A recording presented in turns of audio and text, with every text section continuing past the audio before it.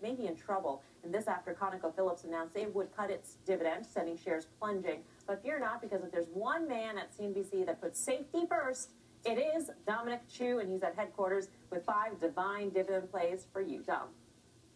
All right, so Melissa, I'm a safety-first kind of guy in many ways, and some investors who are looking for that safety-first approach when it comes to dividends are looking for ways to screen stocks to give them an idea of where they can find dividend yield, but at the same time not be subject to perhaps some of the dividend cuts. So one of the screens that some investors are using has to do with merging dividend yield with relative strength or momentum in the stock market. In this case here, well, it's something we call, or maybe laughingly so, our divine dividend screen, our criteria. What did we do? We looked for S&P 500 companies that are trading with dividend yields that are above the current market. That's about 2.3% for the S&P 500. We then took the highest dividend yields and scraped out all the ones who didn't have positive performance year to date, and they didn't have positive performance over the past year. So again, you have to have a good big dividend yield, also be positive performance-wise year to date and positive over the last 12 months. Only around 30 companies in the S&P fit all those criteria, and here are the top 5. Interestingly enough, maybe some of it's intuitive.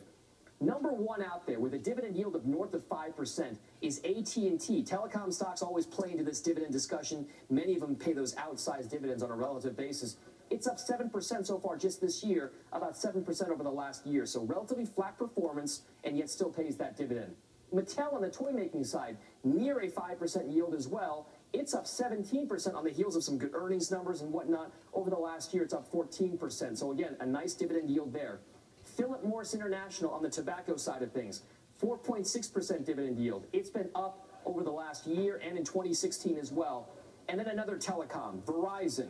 We know about this one here, the biggest one out there. Dividend yield 4.5%. It's also positive over the last year and in 2016. And the top 5 is rounded out with a REIT, Realty Income, with a 4% dividend yield. And again, positive performance both 1 year and year to date. So this is just a look at some of the ways that investors are looking for dividend yield, merged with a little bit of safety there.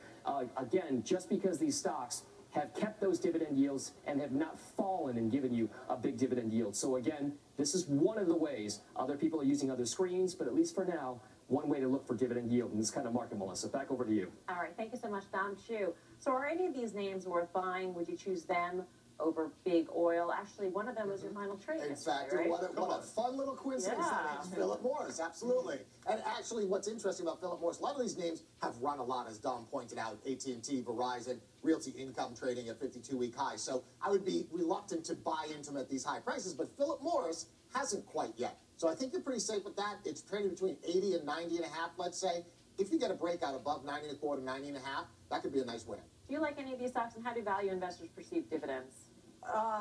Well, you know, I guess if it's the melting ice cube kind of value stock where the dividends are really getting your money back, that's a different thing. I mean, they're okay. I mean, something like a Verizon on this list would probably be the one that I would choose. I'm actually more interested in some of the MLP-related kind of things that have gotten absolutely obliterated, and the yields are significantly higher than here. Are you going to say Southern? No, I was actually going to say Philip Morris, but I'll say Southern. No. Every time I look at Philip Morris or Altria, every time I look at these names, I always think, why don't I own these? I've been in and out of Altria Group over the years, but when I look at the long-term chart, to BK's point, they're so much smoother than an AT&T and a Verizon. You have to worry about your capital as well, not just your dividend. And I think that if you look at the tobacco stocks, it's probably a safer way to play it. Mattel, very interesting, right? I mean, that dividend... Stop playing games with us. Really good work. We're going to ask him what his model looked like. See, look at them just keep coming. It's fantastic. Awful. But the dividend's been going up because the stock's been going down until recently. 52-week high today, and one of the reasons, decent quarter, big short interest, and there was some, I saw some in the written word, maybe Hasbro and Mattel pair up to make Hattel or something. Or Hastel. I don't know. But just on short covering alone, that one's useful. Coming up, here's a LinkedIn, our Thinking in the After Hour session.